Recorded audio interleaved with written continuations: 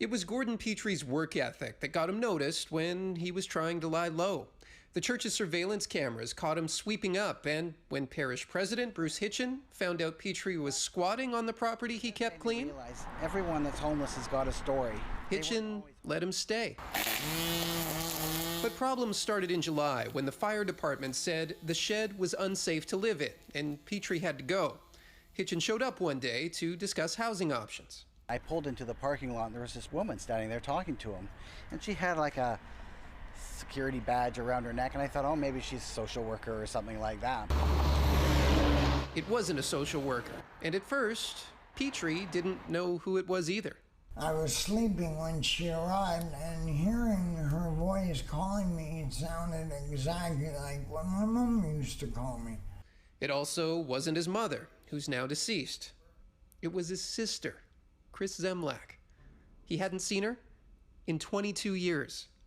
Once she popped her head around the corner, I just lit up, and yeah, it was a nice moment.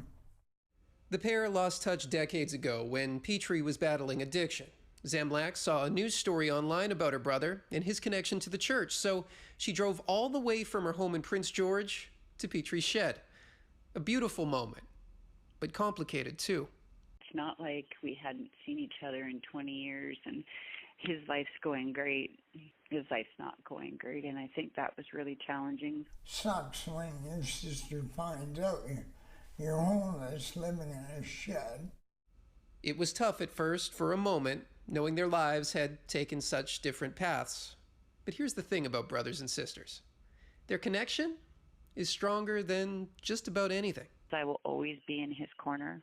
I will always be at the other end of the phone. I found my brother. Things are looking up now for Petrie. He moved into temporary social housing, and Zemlak stocked his cupboards with groceries. The relationship with his sister is complicated by distance and circumstance, but they're siblings who love each other, so they'll do what families do. They'll talk and laugh and cry, and they'll figure it out. Jesse Johnston, CBC News, Surrey. That is a lovely tale. Love it. Love it. Really happy for Gordon that he got to reunite with his family. And a lovely tale told by our Jesse Johnson. It's a bit of a bittersweet story for us because that is Jesse's last story with us at the CBC. He is moving on to a new endeavor, and no one tells a story like Jesse. So much heart always.